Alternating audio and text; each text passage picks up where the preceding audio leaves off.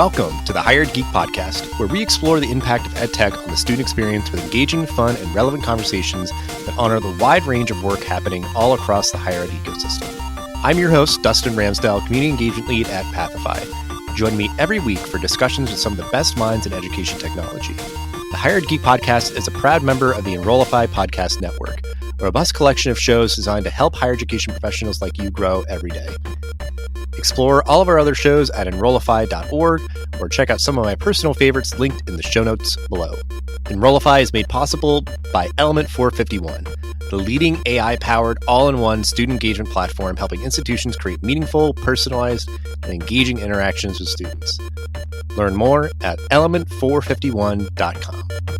Something I have been excited to see recently in a lot of different sort of forms and shapes and different places is sort of the kind of proliferation advent of the ways that we help enable sort of tangible learning experiences for students, whether it is in K through 12 or higher ed, around content creation. So that can be specifically oriented towards podcasting or any number of things. But I think somebody who kind of taught myself a lot of things, I really appreciate that we're creating really sort of intentional, meaningful, tangible, hands-on learning experiences for students to learn how to record high-quality audio and video and edit and publish things and everything. So that is what we'll be talking about today. You know, one organization that's helping to kind of enable those sort of experiences for students all across the country. But we will start as we always do. Josh, if you want to briefly introduce yourself, then we'll get into Padcaster and more of your kind of background and our conversation for today. First, Dustin, thank you for having me. Been looking forward to this for a little while, and it's always nice to talk to geek out about this, but also talk about it in broader terms. But my name is Josh Apter. I'm the founder and CEO of Padcaster. And, the trade show pitch is that we're a hardware and software end-to-end video solution, not just for education, but certainly a big footprint in education, K-12 and higher ed. But we try to basically demystify the process of content creation by using iPads and other mobile devices, which are naturally intuitive, vertically integrated, right? There's really nothing else that you can capture, edit, and distribute without going from one platform to another. So it's a kind of a unique tool, but an iPad's about as ergonomic as a lunch tray in the cafeteria. So we initially created something that would hold it more like a camera, allow you to use it and treat it and mount things to it and mount it to things more like a camera. And it just grew from there to be a full solution in terms of lighting and audio and green screens, which a lot of schools are really interested in. And then, of course, the software that we're in deep beta about to release that really takes a lot of these features that we've been kind of referring people out to and then takes it kind of all under one roof, under one name, one number to call if there's any issue or anything. And we're really looking forward to that. If folks are familiar or heard of Padcaster, like I stumbled upon it at an event and was just really impressed, because I think so much, or so many other organizations are maybe exclusively focused on the software side. And maybe it's just for audio podcasting and that's it. And it's that is one obviously big chunk of it. But you were taking first and foremost, the hardware perspective and the video and, green screen, there's so much more kind of to play with there. But then very excited to see that you are also embracing the software as well, kind of an all-in-one sort of solution there. There's so much, that comes in, I think, a conversation if you're thinking about doing this. So, just all little bits and pieces. Yeah, the lighting, the recording of it and the video and everything. But how did you kind of come to all of this? Because I feel like it's certainly a switch that kind of is flipped, I guess, in the sense of you want to help kind of teach and enable others, if that's something that you've always done or sort of got inspired somehow to kind of get into. What's your kind of professional background in this area? Well, I did an ISTE Ignite session years and years ago. And it was one of these things where you had to follow slides and you had 15 seconds and they would auto advance. And so you really had to know. And I was like, oh my God, I can't do this. And B, how am I going to do this? And it started by my saying, I'm a father, an educator, and an inventor, right? Those all three things are very important to me and they're all a major part of my life. And I trained as a filmmaker, made films, and I still do, although they get shorter and shorter as I get more and more busy. But I also started a school, Manhattan Edit Workshop, that trains in film editing and production.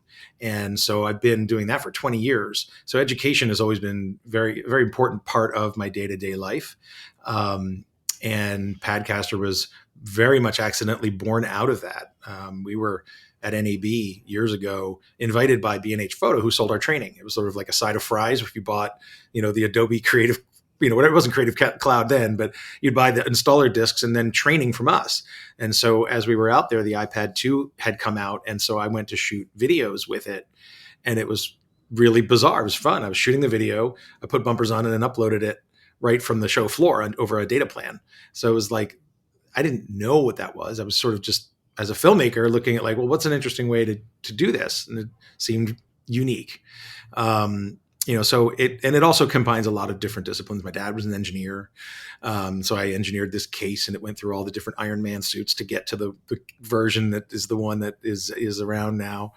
But I think at the heart of it, the reason that education came to us, and we have been so happy to work with education, is because this is how kids learn. Video learners is thrown around a lot, but if you talk about student engagement, when you start to introduce not just audio and podcasting, but audio and video and all of the collaborative elements that go into content creation in its truest sense, it's no surprise that you get greater engagement. You're required to. I remember in film school, like, you were thrown on a crew and you were the sound person and that person was shooting and that person was directing, and you would rotate. And if you weren't invested in doing a good job as the focus puller, why would they be invested in doing good sound for you? Like, you all became interdependent.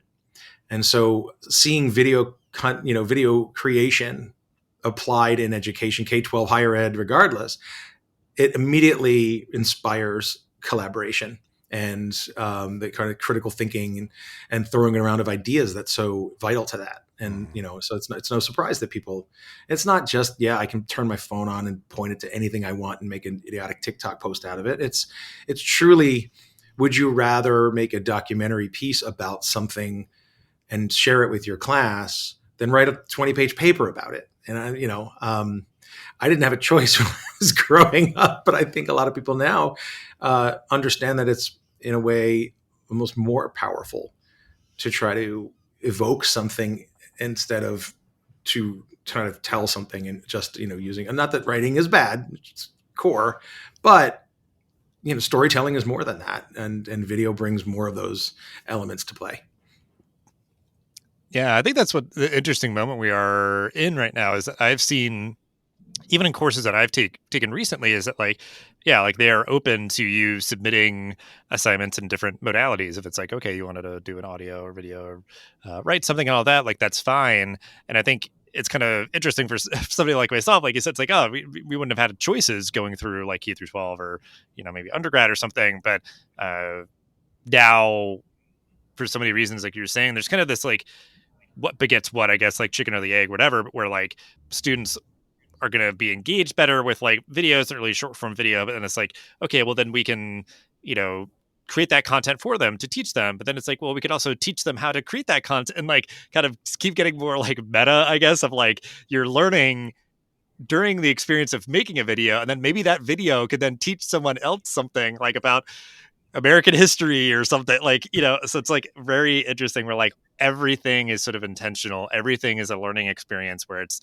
the skills itself about, I'm the audio guy, so I'm learning how to do audio. It's, the cooperation. It's the sort of like the confidence and the authenticity, the sort of vulnerability of putting something out there for other people to sort of, consume, and maybe they're going to give you feedback and being, and that's kind of part of the process. Like there's like every step of the way great learning that can happen. And like I said, like certain things are just going to be better suited than others, where it's like just trying to make those kind of identifications of like, okay, maybe this is going to be a really great concept to drive home by doing a group project that's creating a video, and how are we setting up everybody for success versus it just being by the default, which again is okay, of like, everybody's got phones, just go out and film some stuff. It's like, we could do that, or like all the sort of bits and pieces, the hardware, software, whatever, like make sure pretty much everybody's at kind of like an equal playing field of being able to, sort of manifest their vision or, whatever it is, the best way possible. So I think like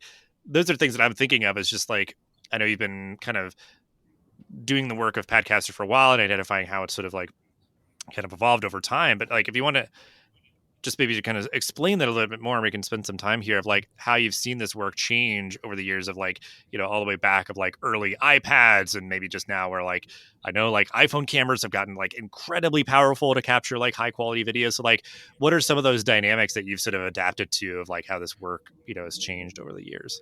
Well, I think it was obviously very primitive. The first iPad didn't have a camera, so it was just a consumption machine, and that's why I rejected it outright, because I was like, well, my kids have many things they can watch crap on; they don't need another thing. The idea that it had a camera on the second generation literally pointed the other direction, right? It observes, it sees, it captures, it tells a story. But it was very primitive at the time. It had that multi-pin connection. You could get maybe one thing that would allow you to hook up a microphone to it.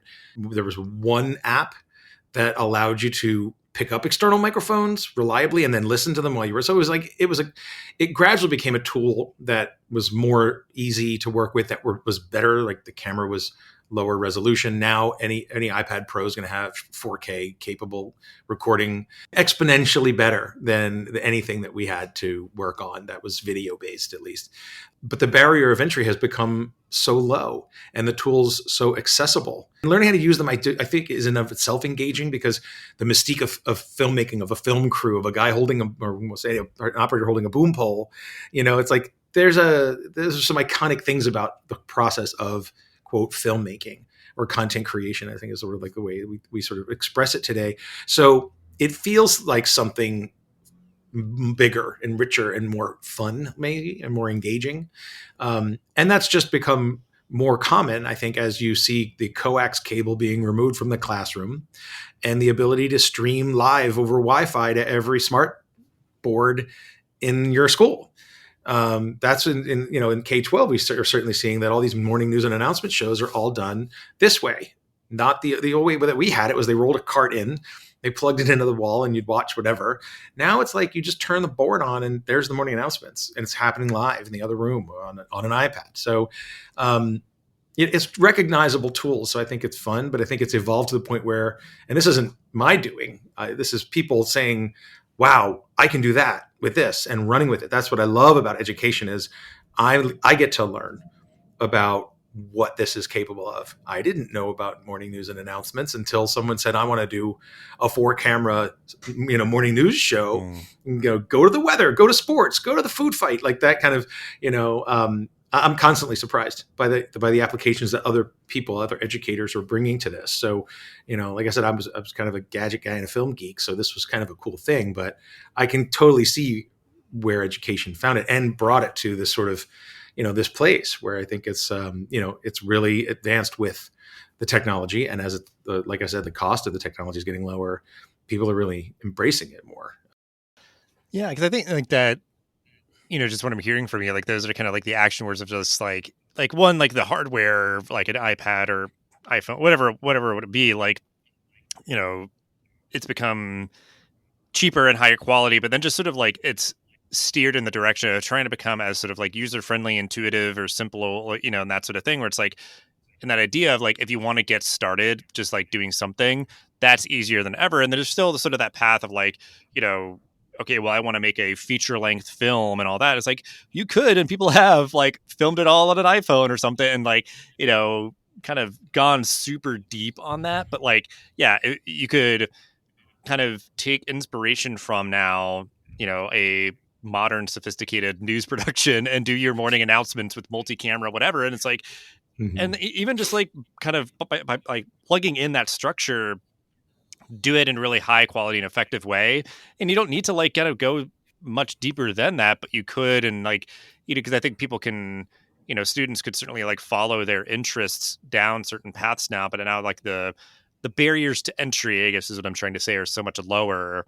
And like, for me, I remember like it was very clunky, like expensive, fragile hardware, like back in high school doing video production stuff. Like they had this little makeshift studio and we would do like the morning announcements and stuff. But, I think even for us, I feel like we were just a bunch of high school kids kind of like scrambling and fumbling our way to like doing something. And it was like, fine. It was like, okay. But it was just like, it felt like a very awkward time in terms of like, it wasn't super digital friendly yet. Like we were editing digital, but, so I think, yeah, just seeing that students now could go through several years of K through 12 and come into college, whenever that time may be for them, with a lot of different skills. And, even if they haven't had maybe like these formal learning experiences, hopefully there's enough sort of like content out there, anything that's sort of like they can kind of check themselves and kind of learn as they go if they're just sort of like doing it independently. But all that to be said,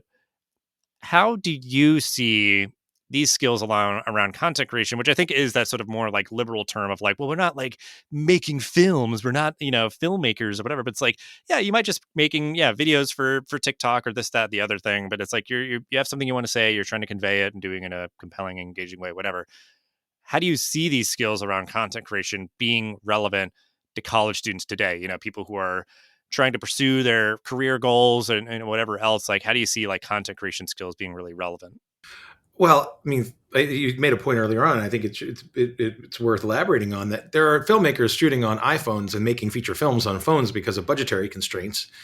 But don't tell me Steven Soderbergh has a problem raising money to make a film. He chose to shoot High Flying Bird on a phone, and then I think he shot another film as well because that was a conscious decision. It was a creative decision. So that's where it sort of becomes something that's not just, necessity, requires that budget money. So, I think as it relates to people in higher ed, I know for a fact that a professor of mine at NYU he teaches a digital filmmaking class because it's the tools, so many of the things translate. So if those are the same, and yet a phone affords you the ability to take risks, because what's the worst that could happen? Just delete it, start over, right? I mean, data's cheap. It's not going to cost you anything. Film was $200 for 11 minutes, and you couldn't even see it for 3 days. So there is some obvious advantages.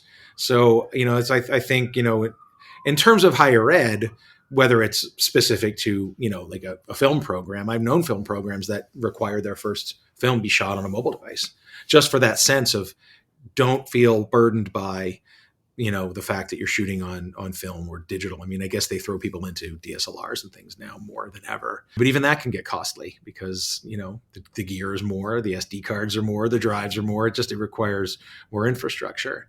But I think the most impressive thing I've seen in higher ed is just to see a journalism school basically take their news correspondents to the Republican and Democrat candidates' election night headquarters and do live feeds, over iPad over Skype Enterprise with a hotspot in their pocket, and then basically do a live feed to the anchor desk at Stony Brook it's a SUNY school. That's a realistic application now. That's not just something where it's like, how do we do this without spending thousands and thousands? Or we just can't do this. We'll go and we'll take a pad and we'll, go back to Stone Age journalism, which is, my hats off to anybody who does any form of journalism. But mobile journalism is a real movement.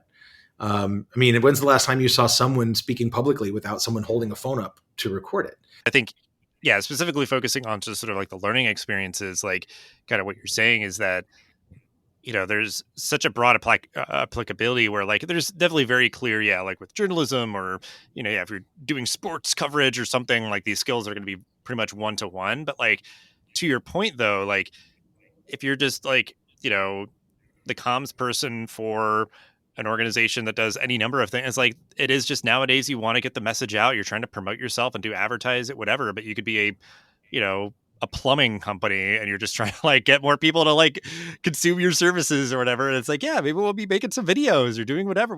Like, and it's just an idea of like you can say, whatever degree you have, whatever jobs you hold, whatever the titles are, like you have the skills of content creation and you could be just sort of oscillating them where it's like, oh, we're doing more audio, we're doing more video, or doing whatever to try to reach our audience, and whether it's to engage our current customers, get prospective ones, whatever. Like, students in college are trying to build their skills, trying to figure out, who they are, what they want to do, and, how they're going to do it. So I feel like, having these kind of experiences where it could be like, yeah, like I, for years in college did the sports coverage for our, campus show or whatever.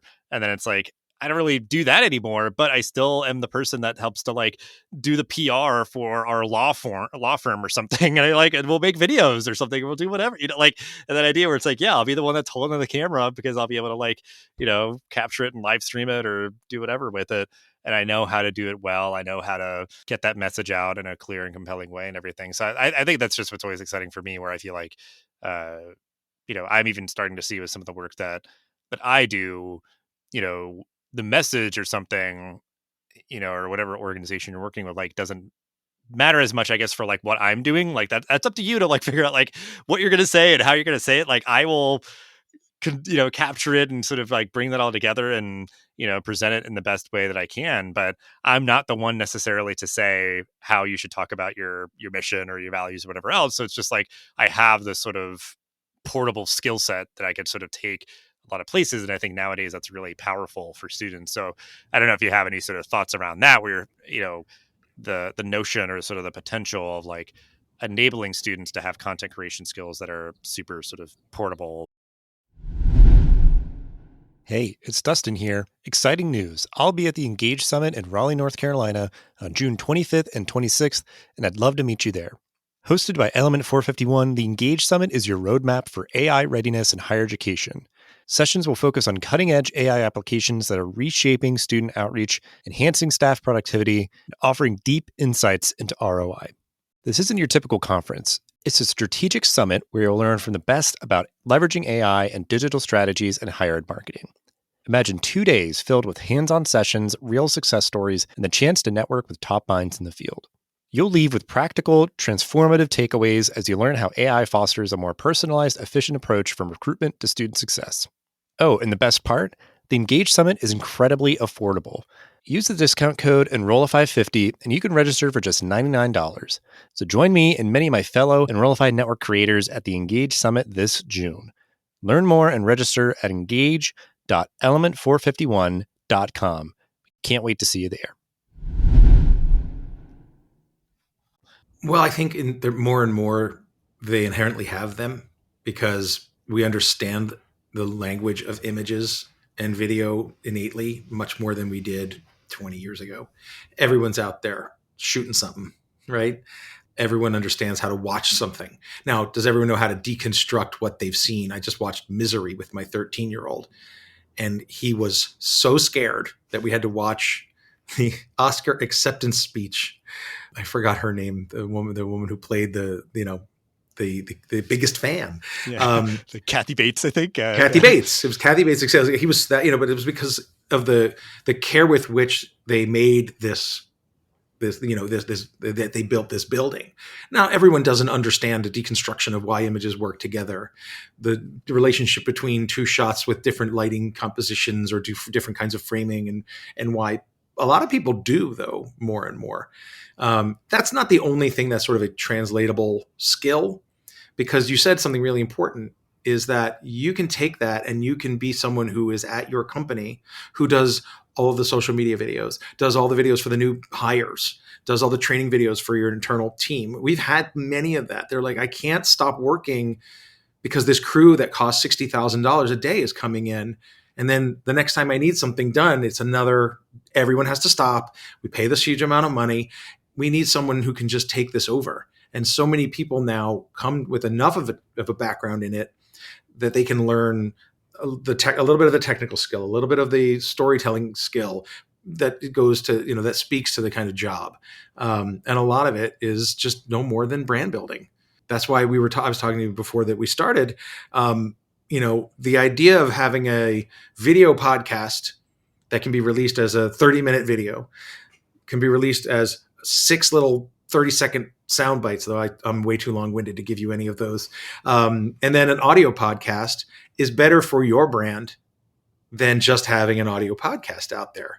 The more people understand how to do all of those things well and get at this sort of baseline of quality that's quite easy to do with mobile devices and inexpensive hardware or accessories, I think the more people will be able to wrap their heads around that notion, build their brands, tell their stories. And we taught a class, it was for much younger kids. And at the end of it, we asked what they wanted to be. And it just YouTuber. It's just, and it was sort of got funny after a while, but I was sort of, at the end, it's like, how you can't dismiss everyone who wants to go out there and be a content creator. It's fun, right? They want to make their mark. That is the way that people are finding that they can do it now.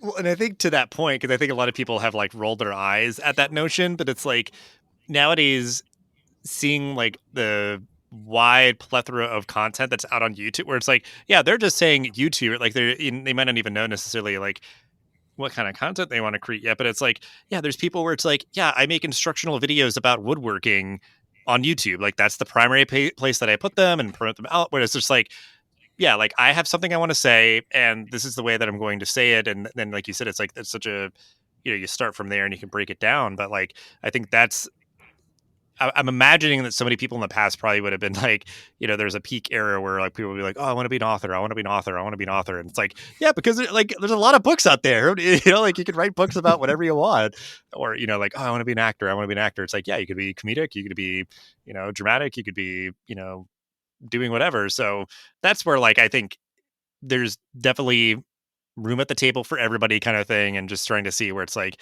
even the idea of some people purposely always, and I think I would always kind of fall in this camp. It's like, I don't know if I'd ever want to be like, oh, I'm a full-time podcaster and just doing this all the time. It's like, I consider myself a podcaster, but it's like, it's always just a fun, independent side project in a way to sort of like nurture sort of creative outlet. And it's like the idea that some people would be like, well, I want to do that, but I don't know if that's only what I want to do forever and always. And just that, like, so I don't know. Yeah, I think it's interesting. And I really like the other kind of examples that you gave around like, yeah, you could be like working in HR, like you're just sort of like, whatever your title is there, but it's like, we need to create the onboarding videos about just like our company and the things that we want you to know. And maybe we want to, yeah, make some flashy, cool, like intros for our new hires and stuff. And like that culture building, that would be huge to, again, like convey things in a really clear and compelling way. And if it's like, again, if there's maybe a deterrent or people are hesitant to get into it, and the fact that you kind of, again, help them kind of start somewhere with like, okay, here's some hardware,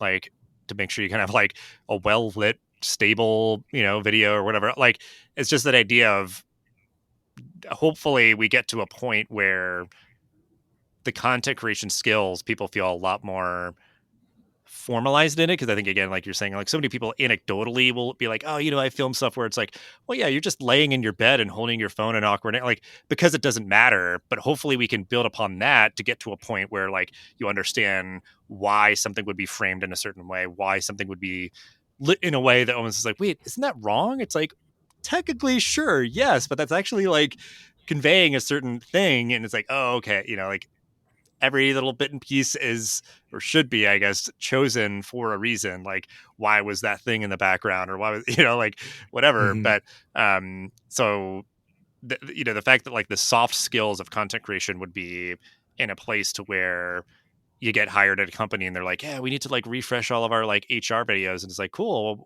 What tools do you have for me to work with? And it's like, we've got this hardware, whatever, we're going to do the shooting here and we're going to, whatever. So it's like, that would be a very interesting new world, I guess, is that like the skills would be so much more widely available. You talk about soft skills, but talk about hard skills. There's no major in intention, perseverance, right? That the people who succeed in these places are doing the work. They have a message and a perspective.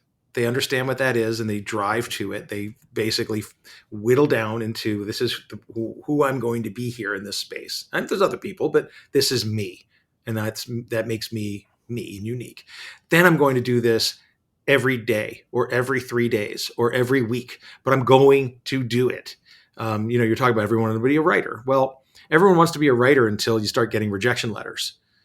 And then you see how many people actually want to be writers, right? And then actors until they start getting rejected in auditions. And then how many actors? It's like the skills themselves are not difficult.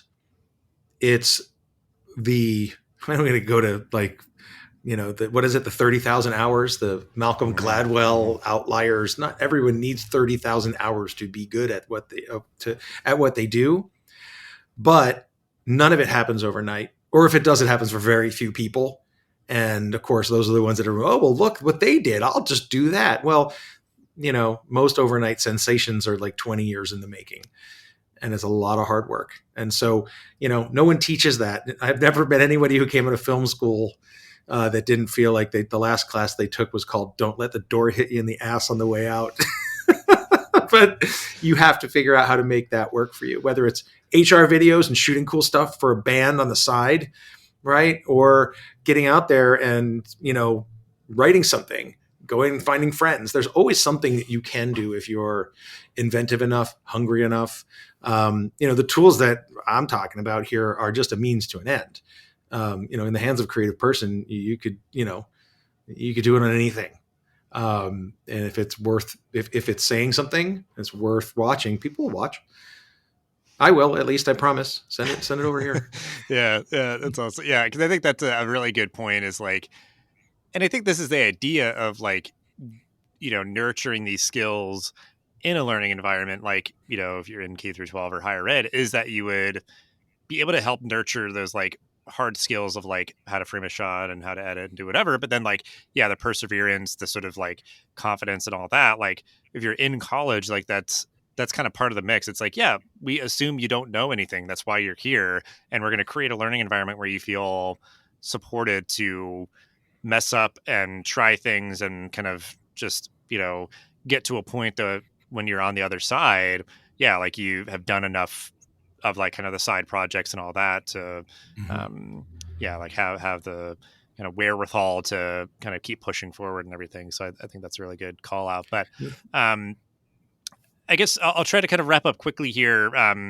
Because I think we're sort of giving like advice and stuff and all that, but like, should we be the wrong? Well, it's like I don't know how I'd frame it. It's just like just little grains of wisdom. Take them, do with them what you will. But I guess and this could just be any of these areas or all of them. There's just like one thing or but just like advice around like just getting started, in this area. Like I think again, a lot of the sort of barriers have started to erode, but just like from your experience now, any advice that you would give to students, faculty, and or staff trying to get started in this sort of environment of cultivating more content creation skills? Well, inside of school or outside on your, like, are you in deeply within this higher ed space or on your way out to the next step? I would say like within the higher ed space. So like people who are trying to like make these learning experiences within the walls of the institution, advice for kind of getting started in this area. Well, you said it best. I think you said something very, very telling, which is, and I think about it all the time, is, if used correctly, it is an amazing environment for you to screw up all the time with zero consequence. That does not exist in the real world the way it does in school. And that's like, I love that. I miss that. I cherish that. Like I made so many mistakes. I mean, man, did I just screwed this up, screwed that up. I would cast two people who looked exactly the same. And I was like, well, I know they're different. Like that's one of 1,000 things I, learned. Don't cast two people that look the same if they're not supposed to be twins. But there was the consequence for that was I learned how to do it better. So if I can go out there, and I remember saying, like, if I can go out there and I'm doing 65, 70% of this job well, based on the mistakes I made and what I learned here, I think I'm okay. I don't think I'll get fired from every job that I have. I didn't dare to say that I'm going to come out batting 1,000. That's just not going to happen. But this is the place to learn, to make mistakes and to learn from them. To me, that's the greatest single thing that higher ed can offer, is that testing ground for experimenting, taking risks, getting snuffed, picking yourself up, learning from those things.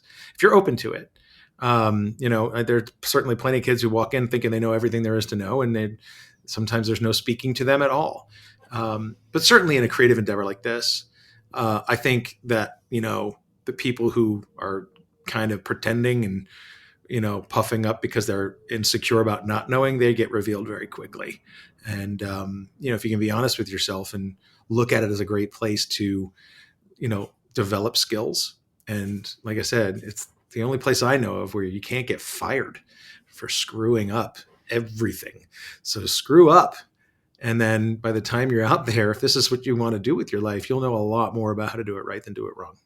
that's great advice for a student, and like that's what you want to be able to create for your students is like, those sort of, that kind of like safety net or whatever. Because I think it's like, yeah, you could be doing this through like a formal academic program and classes or whatever, or maybe it's just like a club for students who are interested. You're trying to like cultivate these skills. Like, yeah, like that doesn't matter. Do whatever works for your institution as long as that is at the heart and at the core is that students are uh, creating things and feeling sort of that ability to kind of continuously improve and iterate and sort of like get feedback and know like, yeah, this was kind of probably 70% of the way there, but like this was a thing. Like this was a short film. Like it you know, uh, it exists, it happened, it's done, and now like from that experience how you'll do better next time and all that. And I think like for these creative endeavors, the idea if it is for like an academic course or something, you would do that, and it's still like, hey, this is an A, like because again, like it is a finished thing.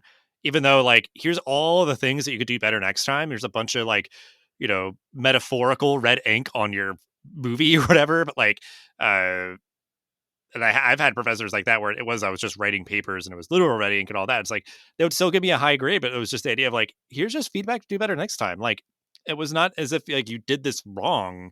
It's just like I know that this could be even better, and like that sort of encouragement and that sort of environment. It's just like however you're doing this, make sure that that's at the core. So final question here, though, and I'll kind of, I guess, guide you because I feel like you've already given so many amazing like final thoughts and like calls to action, advice, and everything here. So just Every thought I have is a final thought. right, it is everything is just a powerful quote, and because I think this is like you said, there's a lot of different sort of paths you could start to kind of veer down for this conversation. So if folks want to kind of get connected with you, Padcaster, and everything else, it's the best way to sort of find resources or keep in touch with you, keep the conversation going. Well, I mean, our site is padcaster.com.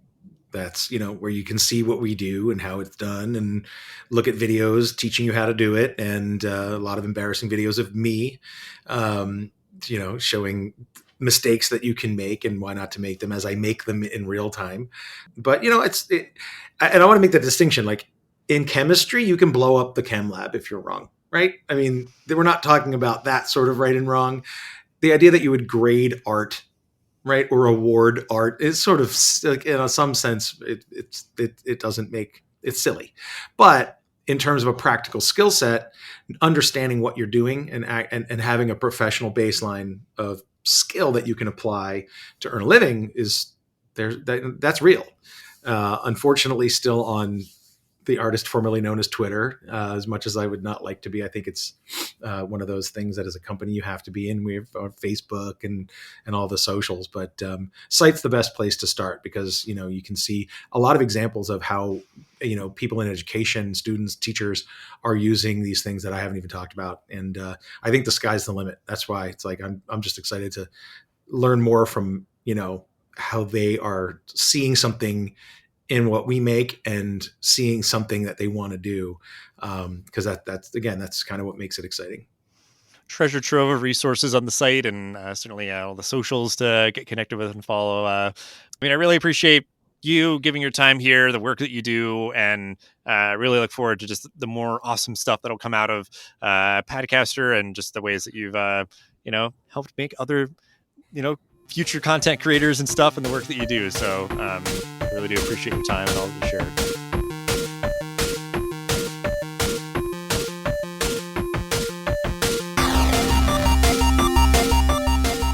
The Hired Geek Podcast is a part of the Enrollify Podcast Network. If you like this podcast, chances you'll like all the other Enrollify shows too.